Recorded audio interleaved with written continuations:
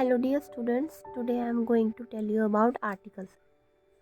अब ये आर्टिकल्स जो है वो कहते किसको है? तो ए, एन और द को हम आर्टिकल कहते हैं। ठीक है, सिंपली इसका कोई डेफिनेशन नहीं है, इसका यही डेफिनेशन है। आपसे कोई पूछे कि आर्टिकल किसको कहते हैं तो आपको कह देना है कि a and the are articles. ठीक है, अब ए कहाँ पे यूज़ होता है? देखो ए जो है ना, अब आप ये मत सोचना कि ए हमारा जो है वो बी सी डी मतलब ये सारे जो कॉन्सोनेंट है उन्हीं के लिए यूज़ होता है। नहीं, ये सिर्फ कॉन्सोनेंट के लिए यूज़ नहीं होता, ये कॉन्सोनेंट साउंड्स के लिए यूज़ होता है। जब आप छोटे थे तो आपने क्या रट रखा था कि मतलब A is use for consonant sound. उस टाइम तो आप छोटे थे ना, तो फिर आपको वो सारे वर्ड्स नहीं दिए जाते थे जो भले से कॉन्सोनेंट तो होते थे लेकिन उसमें से वोवल की साउंड निकलती थी। तो अभी आप ये समझो, आपको मैंने जितने भी साउंड्स पढ़ा रखे हैं, ठीक है, आपको तो मैंने सारे फोनिक्स 1 to 7 ग्रुप करा दिए ना। अब उनमें जो कॉन्सोनेंट साउंड है उसके लिए आपको ए यूज़ करना है। ठीक है, जैसे ब, क, ड, फ, ग, ह, ज, ख, ल, म, न, प, क्व, र, स, ट, व, एक्स, य, ज। ठीक है, ये सारे कॉन्सोनेंट साउंड है। फिर आपका आता है एन। एन जो है वो हमारा वॉवल साउंड के लिए यूज होता है। और वॉवल साउंड कौन कौन से हैं?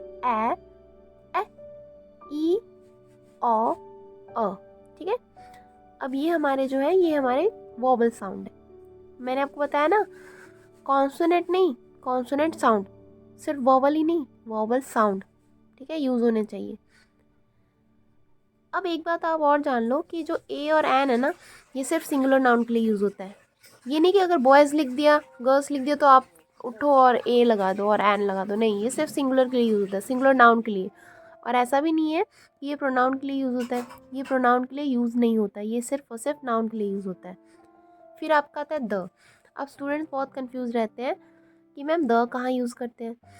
अब स्टूडेंट जो द है ना, वो हम ओशंस के नेम के लिए, डायरेक्शंस के नेम के लिए, न्यूज़पेपर्स के नेम के लिए, reverse name, mountains name, holy books के नेम्स के लिए, स्पेसिफिक नेम्स। अब स्टूडेंट बड़े कंफ्यूज रहते हैं कि मैम ये स्पेसिफिक नेम्स क्या होते हैं। तो स्टूडेंट स्पेसिफिक नेम्स मतलब जो पहले से डिसाइडेड रहते हैं। ठीक है, अब पहले से डिसाइडेड मतलब मान लो कि मैंने आपको बोला कि बेटा please give me the bottle. मान लो मैंने कहा आपको कि गिव मी द बॉटल, तो ऐसा नहीं ना कि आप वर्ल्ड में गए हो कोई भी बॉटल उठा लाए। जाहिर सी बात है मैं अपना ही बॉटल मांग रही होंगी, भले मैंने वहाँ पे ये नहीं बोला कि प्लीज़ गिव माय बॉटल। आपको पता चल गया होगा कि हाँ मैम अपना ही बॉटल मांग रही है, तो वो स्पेसिफिक है। स्पेसिफिक मतलब पहले से डिसाइडेड है कि हाँ यही है वो चीज़, उसे कहते हैं स्पेसिफिक। ठीक है, फिर आपका आ जाता है ये नाउंस रिपीटेड सेकेंड टाइम। अब नाउंस रिपीटेड सेकेंड टाइम का मतलब हो जाता है हमारा यहाँ पे कि अब मान लो जैसे मैंने बोला कि once upon a time there was a king. ठीक है, फर्स्ट लाइन में हमने किंग की बात कर ली ना, तो सेकेंड टाइम में ना हम ये नहीं बोलेंगे कि a king was very rich. नहीं, तो सेकेंड टाइम हम उसको बोलेंगे the king was very rich, क्योंकि फर्स्ट टाइम तो हमको किंग के बारे में पता ही नहीं था, तो हमने अ यूज़ किया। अ क्यों यूज़ किया? क्योंकि किंग का जो क है वो कॉन्सोनेंट साउंड दे रहा है, इसलिए हमने उसके लिए अ यूज़ किया। ठीक है, मतलब ए यूज़ किया। अब क्योंकि वही किंग जो है वो second time, third time, fourth time जितनी बार भी रिपीट होगा तो हमें उसे द यूज़ करना है उसके लिए। ठीक है, क्योंकि अब तो हमको श्योर हो गया ना कि हाँ यार ये तो उसी किंग की बात हो रही है। ठीक है, तो उसी तरह से जितने भी नाउंस आपके सेकंड टाइम रिपीट होंगे उसके लिए second time, third time, fourth time जितनी बार भी रिपीट होते हैं उसके लिए आपको द लगाना है। ठीक है, फिर देखो जो द है आपका वो स्पेस एलिमेंट्स के लिए भी यूज़ होते हैं, मतलब स्पेस में जितनी भी चीज़ें जैसे Galaxy, stars, moon, cloud, sky जो भी है उन सब के आगे भी आपका द लगता है। तभी तो आप कहते हो ना the earth, the moon, the stars, the clouds, the sky. फिर प्लैनेट्स के आगे भी आपका द लगता है। ठीक है, इन सारी चीज़ों के आगे द लगता है। लेट अस सी सम एग्जांपल। कुछ एग्जांपल से मैं आपको समझाती हूँ। अब जैसे मैंने यहाँ पे लिखा है वंस अपॉन अ टाइम। अब मैंने यहाँ ए क्यों लगाया है?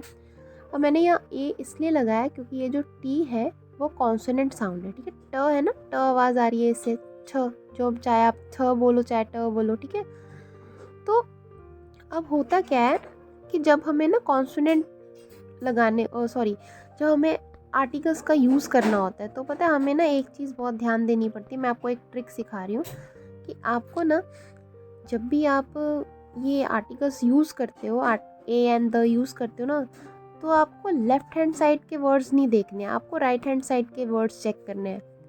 अब मैं आपको ये एक्सप्लेन करने से पहले समझा देती हूँ कि आपको हमेशा लेफ्ट हैंड साइड के वर्ड देखने हैं, ठीक है। अब यहाँ देखो, मैंने जो भी आर्टिकल्स यूज़ किए हैं ना, वो मैंने राइट हैंड साइड के वर्ड को, और पूरे वर्ड को भी नहीं, ये फर्स्ट साउंड को चेक करके मैंने यूज़ की। जैसे ये ठ, ग, ए, ठीक है, स, र, न, फिर ये आपका ग, फिर ये भी है आपका ठ, ठीक है, फिर इधर है आपका ड, ठीक है, फिर यहाँ पे आपका आ जाता है म। ओके, अभी मैं आपको एक एक करके यहाँ समझाती हूँ, ठीक है, कि ऐसा कैसे हो गया। अब आप देखो, ये तो मैंने आपको समझा दिया ना। अब सेकंड वाला देखो, देयर वॉज अ गार्डन। अब मैंने क्या चेक किया, मैंने वॉज को थोड़ी चेक किया है, मैंने तो यहाँ ग को चेक किया ना कि ग कौन सा साउंड है। ग हमारा कॉन्सोनेंट साउंड है, इसलिए हमने क्या यूज़ किया, अ यूज़ किया। फिर देयर वॉज एन अमेजिंग, फिर मैंने यहाँ पे नहीं चेक किया कि यहाँ ये कहाँ कौन से साउंड से स्टार्ट हो रहा है, नहीं, मैंने ये राइट हैंड साइड वाले वर्ड को चेक किया और फर्स्ट लेटर चेक किया कि यार ये कौन सा साउंड दे रहा है। अब ये मुझे साउंड दे रहा है वॉवल का, ठीक है, तो इसलिए मैंने यहाँ क्या यूज़ किया, मैंने यहाँ एन यूज़ किया, ठीक है। There was an amazing tree. फिर अब देखो, मैंने आपसे बोला था ना, जब जो भी नाउन हमारा सेकेंड टाइम रिपीट होगा तो हम क्या करेंगे, द यूज़ करेंगे। अब जब फर्स्ट टाइम रिपीट होगा, जब फर्स्ट टाइम किसी भी नाउन की बात होगी ना, तो हम पहले चेक करेंगे कि उससे उस वर्ड के अकॉर्डिंग हमको क्या यूज़ करना चाहिए। अब है तो ट्री, लेकिन ट्री के पहले अमेजिंग लग गया है ना, तो हम क्या चेक कर रहे हैं यहाँ पे कि यार यहाँ पे तो इसके अकॉर्डिंग हमें एन लगाना है, अमेजिंग के अकॉर्डिंग हमें एन लगाना है, लेकिन बात तो ट्री की ही हो रही है ना यहाँ पे। फिर इसी ट्री के बारे में सेकंड टाइम बात हो रही है, तो हम अब सेकंड टाइम ना ये नहीं देखेंगे कि अरे यार ये तो ट है, ट हमारा जो है वो वॉवल साउंड है, सॉरी कॉन्सोनेंट साउंड है, तो इसके लिए मुझे ए यूज़ करना है। नहीं, यहाँ पे भी ट्री है, यहाँ सेकंड टाइम भी ट्री है, तो मुझे यहाँ पे द यूज़ करना है।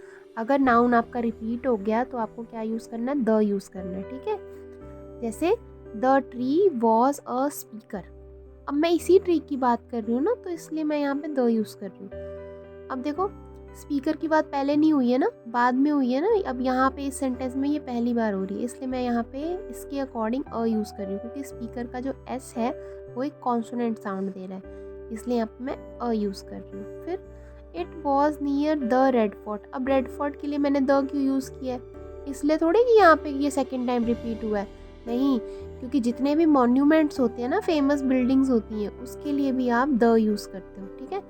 फिर it was in the north east, ठीक है, नॉर्थ ईस्ट क्या है, हमारा डायरेक्शन है। अब ये मत सोचना कि यार यहाँ पे तो यार न का साउंड है, ये न जो है वो हमारा कॉन्सोनेंट होता है, तो उसके लिए मुझे अ यूज़ करना, नहीं। आपको ये बातें अपने दिमाग में बैठानी होगी कि फेमस बिल्डिंग्स के लिए, मॉन्यूमेंट्स के लिए, ओशंस के लिए, रिवर्स के लिए, होली बुक्स के लिए, डायरेक्शंस के लिए, स्पेस एलिमेंट्स के लिए, ठीक है, माउंटेन्स के लिए आपको द लगाना ही लगाना है। फिर he is going to the garden. अब आप बोलोगे कि मैम ये बताइए कि यहाँ पर तो गार्डन के बारे में पहले बात, अच्छा नहीं, यहाँ पे बात हो चुकी है, सॉरी, यहाँ बात हो चुकी है, बट एक्चुअली ना ये जो मैंने अभी सेंटेंस लिया है ना, ये इस स्टोरी का पार्ट नहीं है, ठीक है, ये इस स्टोरी का पार्ट नहीं है, ये मैंने अलग से लिया हुआ है। He is going to the garden. अब आप बोलोगे कि मैम अगर ये स्टोरी का पार्ट नहीं है तो फिर आखिर ये आपने यहाँ द क्यों यूज़ किया है। अब देखो, मैंने आपको पहले बताया था ना कि जो जो भी चीज़ पहले से डिसाइड है, जिसके बारे में आप पहले से जानते हो, उसके लिए भी आपको द यूज़ करना है। जैसे मैंने यहाँ बोला he is going to the garden, अब पक्का ना वो उसी गार्डन में जा रहा होगा जहाँ पे वो पहले से जाता है, या जिसके बारे में पहले से बात हो रही है, या जिसके बारे में सब कोई अवेयर है। ऐसा नहीं है कि वो गार्डन उसके लिए कोई नया है, ठीक है। तो ये ना, ये गार्डन ना यहाँ पे स्पेसिफिक हो गया, स्पेसिफिक नेम हो गया, मतलब उसके बारे में पहले से डिसाइडेड है, फैमिलियर है वो उस गार्डन से। जैसे हम बोलते हैं ना बेटा, please go to the computer lab, go to the class, ऐसा थोड़ी कि दुनिया के किसी भी क्लास में चले जाओगे, इसका मतलब हम आपको उसी क्लास में भेज रहे हैं जहाँ आप पहले से जा चुके हैं, जो आपको पहले से पता है, ठीक है। तो वो आपका स्पेसिफिक नेम हो गया। फिर है ओपन द डोर। अब पता चला कि क्लास में आपका एक ही डोर है। अब ऐसा नहीं है ना कि आप विंडो से बाहर गए और कोई और ही डोर ओपन करके चले आए, नहीं। अगर आपको क्लास में टीचर बोल रहा है कि ओपन द डोर, तो जाहिर सी बात है जो डोर आप हमेशा ओपन क्लोज करते हो वही डोर आप ओपन करोगे, ठीक है। अब बगल वाली क्लास का तो जाके डोर ओपन नहीं कर दोगे ना। तो यहाँ पे जो डोर है ना वो स्पेसिफिक नेम है, मतलब ऐसी चीज़ की बात हो रही है जिसके बारे में आप पहले से जानते हो, पहले से आपके हैबिट में है, उसको आप 10 बार यूज़ कर चुके हो, ठीक है। इसलिए यहाँ पे द यूज़ हुआ है। मैंने आपको बोला था ना स्पेसिफिक नेम के लिए यूज़ होता है जिसके बारे में पहले से जानते हो। फिर अब यहाँ पे ना मैं आपको कुछ और एक्स्ट्रा बता रही हूँ जो आपको पता होना चाहिए। अब देखो यहाँ पे लिखा है ना, मुझसे बहुत बार स्टूडेंट्स बोलते हैं कि मैम इसमें डिफरेंस क्या है, यहाँ पे द क्यों नहीं लगा, यहाँ द क्यों लगा है। अब एक बात और है स्टूडेंट्स कि जो अनकाउंटेबल नाउन होते हैं ना, मतलब जिनको आप काउंट नहीं कर सकते, ठीक है, उनके लिए भी तो आपको द लगाना पड़ता है, लेकिन हर जगह नहीं लगाना होता। अब जैसे मान लो मैंने यहाँ लिखा द मिल्क इज़ वाइट, ठीक है, तो मैं यहाँ उस मिल्क की बात कर रही हूँ जिसके बारे में आपको भी पता है, मुझे भी पता है, या मेरे सामने वाले पर्सन को भी पता है। अब आप बोलोगे मैम मिल्क तो वाइट ही होता है, लेकिन मैं तो उस मिल्क की बात कर रही हूँ ना जिसके बारे में मैं जान रही हूँ, या आप जान रहे हो, या मेरे सामने वाला पर्सन जान रहा है, ठीक है। अब पता चला कि जो मिल्क है वो किसी ने स्टोव पे रख दिया, किसी ने गैस पे रख दिया और मिल्क जल गया, उस केस में तो मिल्क ब्लैक हो जाएगा ना, उस केस में तो मिल्क वाइट रह ही नहीं जाएगा। तो इसका मतलब मैं एक ऐसे दूध की बात कर रही हूँ, ऐसे मिल्क की बात कर रही हूँ जो कि वाइट है, ठीक है, जो ब्लैक नहीं है। तो ये द क्यों यूज़ किया है, मतलब इस मिल्क को मैं पहले से जानती हूँ, इस मिल्क को आप भी पहले से जानते हो, इस मिल्क को मेरे सामने वाला पर्सन भी पहले से जानता है, ठीक है। अब यहाँ ना मैंने देखो द नहीं लगाया, यहाँ पे मैंने लिखा है मिल्क इज़ वाइट, मतलब मिल्क वाइट ही होता है।